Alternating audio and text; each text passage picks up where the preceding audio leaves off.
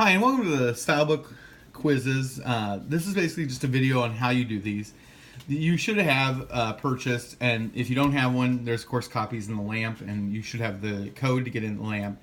But the Stylebook quizzes are basically quizzes over, the style book, this book here, which is essentially just a book that allows you to have consistency in it. Now, you should have one of these. It won't be spiral bound. This is a version that is. They're the exact same, just a different method of holding them together. And so you can also buy a digital copy where you can do it all online. Basically, you open it up and there's just, here are all these entries, and it says, like A, the rule of prefixes apply, but in general, a no hyphen when no hyphen. Some examples. And then it says achromic, atonal. So it's basically saying typically we don't hyphenate it. Like we don't do E hyphen male. Well, that's a different entry, but you wouldn't have A hyphen tonal. You would just put A tonal without a hyphen. AAA, formerly the American Automobile Association, meaning AAA is acceptable. And then it's saying use the article A before a consonant sound, like historic, 1 year, one, a united stand, yeah, it has a U sound. So all those have consonant sounds, and so you use A instead of and so you don't say an historic, which sometimes people will do. And the reason all this is done is it gives you a way of knowing, basically, it allows you to know when you are going to use these, like how to use these things. That way there's consistency. That way one reporter, one editor doesn't, put a hyphen after every A, or one uses and for historic and A for historic, and other one uses, it's just to provide consistency. And so as you go through it, you'll find different things. You'll find like pro, abortion. Well, the opinion is you should either be pro-abortion or anti-abortion. It should not be pro-life or pro-choice. Those are terms used by members. Academic degrees, we use M period A period, B period A period, things like that. And if you use Bachelor of Art, it's not Bachelor's of Arts degree or something like that. It's Bachelor of Arts or Master of Science instead of Masters. And all this just provides consistency. And so if you do this, you can look on both pages and you'll find words like, ad nauseum. Okay, well, that's how you spell it. Or ad lib is AD-LIB. And so you go through it, it'll tell you how to do addresses. It'll tell you all kinds of things. And the letter A is all A things. And so what I give you is I give you this thing right here, these each week. And so the first one is the letter A. And basically, what you have to do is you have to go through and edit this according to the style, according to the style book. So if you see errors, everything in this section should come from from that section. Now, there's always a few things that maybe aren't easily picked out. Like, for example, I'll show you some examples as we go through. They're not always as easily found as what you might think, and so sometimes you'll find things that sometimes you'll find things that maybe didn't appear as A things. But if you're going through something and it has like the word "an," well, then obviously you probably ought to try to look that up. It may be wrong, it may not be wrong. Not all of them are wrong. Some of these will have more than one, some of them will have less than one, and usually is the first few quizzes have a lot more than one in each. This first quiz actually has 14, and so that's just kind of the way just sort of a couple just points of knowing. So you need to kind of be aware of a few of those things. But basically, before you begin the quiz, I suggest you sit down and you kind of just read through any longer, like addresses, is a longer entry, or academic degrees is a longer entry. I would kind of scan through those. You don't have to read every word of the style book, but I would definitely kind of read through and see what's in there, not just be going into it blind, kind of have a little bit of that. And then you sit down, you do the quiz, And you'll probably miss some things because not everything will jump out to you, and some of them it takes a little bit of interpretation, and sometimes even sometimes I'll read it 3 times before I get it right. So I know people will do it wrong, and so just to do this first one. Oh, the other thing about when you mark these up, the other thing is in your style book as well as in your textbook. I believe it's on the back page, but in the style book, in mine it's on page 511. There's what's called editing marks, and that's how you're going to edit these. And so then you'll bring those. So B and C will be due week 4. They're listed on week 3, which means they're due the following week, just for consistency. But if you look on like page 511, it'll show you how to do it. Like if you want to indent, use this little paragraph symbol. If you want to break a paragraph in the middle of a sentence instead of at the end, you put a little line like this. If you want to connect things, you draw a line. If you want to switch the order, you draw this kind of S around the 2 words you're switching. Anytime you circle something, it means abbreviate, or if it's a numeral, change it to the numeral. If it's written out and you want the, if it's 4 and they have the numeral 4 and you want to write FOUR, you circle the 4 and that means write it out. And Oklahoma, if you circle it, it means abbreviate. If you have it abbreviated and you circle it, it means write it out. It's just sort of switch it.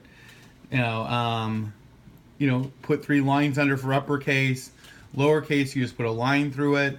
If you want to bring things together, you kind of put these little brackets pulling them together. Insert space, line, kind of a reverse S or maybe a Z, kind of a funny looking Z. If you see the word stet, it's just a word for don't change. I started to say something and I was wrong. So if you ever see the word stet written on a paper, or you ever write stet, it means basically like I started to make a change and I didn't. If you want to insert something, just put a little wedge. And then if you want to remove something, you put a line through it, and you put just kind of a little curly on it, like just a little X. And so that's easy enough. BF, boldface, flush right, flush left. These are ones I didn't really use that much. Insert comma, insert apostrophe, insert parentheses, period, or that for period. They put a double line for hyphen. That's fine. I usually just do the wedge with a line, but that's fine. And a dash is, a little bit longer with the lines on the end. That's fine. Dash is kind of a little bit of a tricky one because it's dash is a little bit of a tricky one because it's, let me think of how I want to say this. It's a little bit trickier because really you use a dash sometimes in journalism. It's a longer hyphen, and sometimes, like for example, after a dateline we use a dash, and a lot of times like it doesn't come up naturally. You actually have to kind of, in Word it'll do it, but sometimes you have to put 2 hyphens and then start typing, and it'll adjust it to a dash. It's called an M-dash, E-M-D-A-S-H is technically what it's called. If you Google that, you'll see that versus just dash. It's just a little bit longer, and we use that sometimes instead of the hyphen. Not a huge deal. That's usually something you fix on a copy desk, or somebody who's actually putting the stuff on the page, or actually putting it on the web, or actually putting it on the TV. And so we don't need to worry about that here, but that is just something that as you get more into journalism, it's kind of a technical thing. So anyway. So we go through this. It says, and United States Senator for years, Governor Smith is well-versed in politics. Well, in this case, we look up the A-N. It says, because the United States means you take out the N, which to remove something, you just put a line through it and then put that little curly Q on it, and that means remove it. Then the other one is there is an entry on the first page called abbreviations and acronyms. So if you look here, it says abbreviations and acronyms. And if you look here, it says, let me find it here, before a name, abbreviate titles when used before a full name. Doctor, governor, lieutenant governor.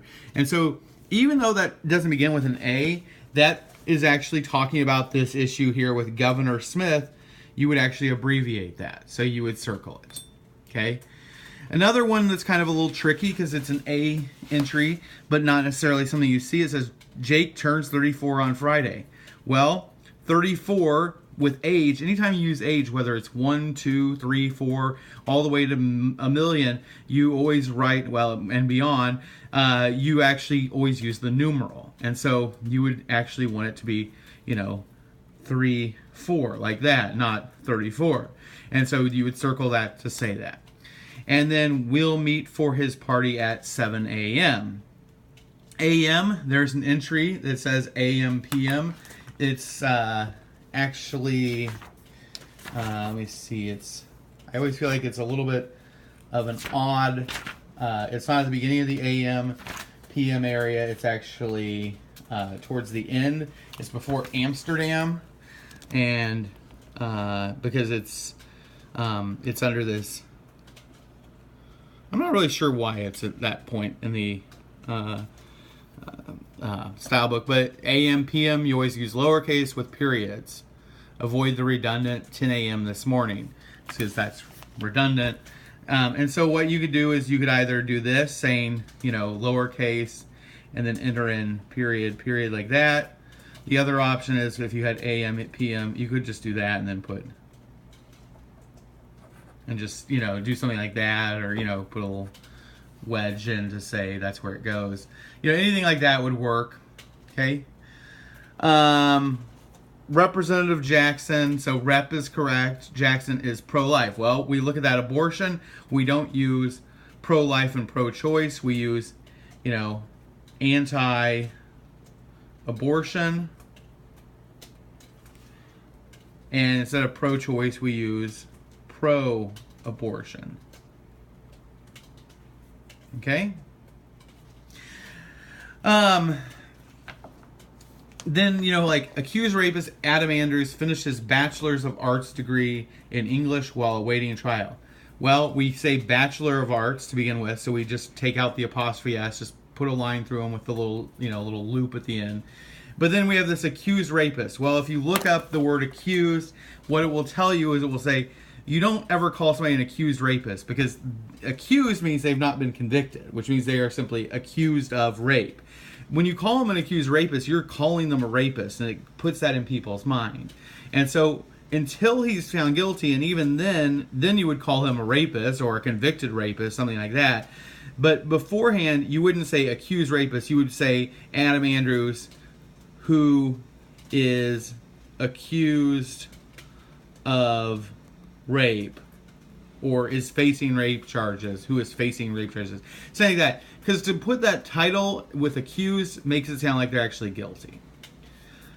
All right, how many square feet in an acre? Well, this is one of the nice things about this book is sometimes it has information like that, just information that, is common. You'd run into issues like how many acres in a square mile, things like that. How do you use those terms? And so if you look up the entry on acre, it will say equal to 43,560 square feet. And so this, when I put the word question in all caps, what I'm asking is not for you to correct that, but just to write 43,560. I'm asking you to answer the question. Now, the kind of the exception here is, sometimes you will see errors that aren't always in the A section, because sometimes I just have a couple in some units. I say a couple. But I'd say over the course of the semester, there's 5 or 10 errors in these quizzes that were not intended to be in there. And so you kind of have to keep an eye out for, if you find those, I give you points. And anytime you find an error, I give you a point.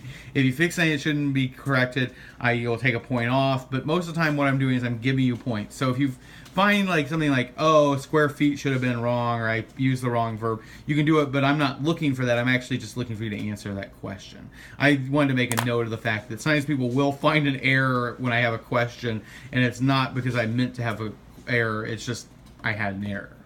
I'm going to stop this here because there's a 15-minute limit. I'll finish this quiz after.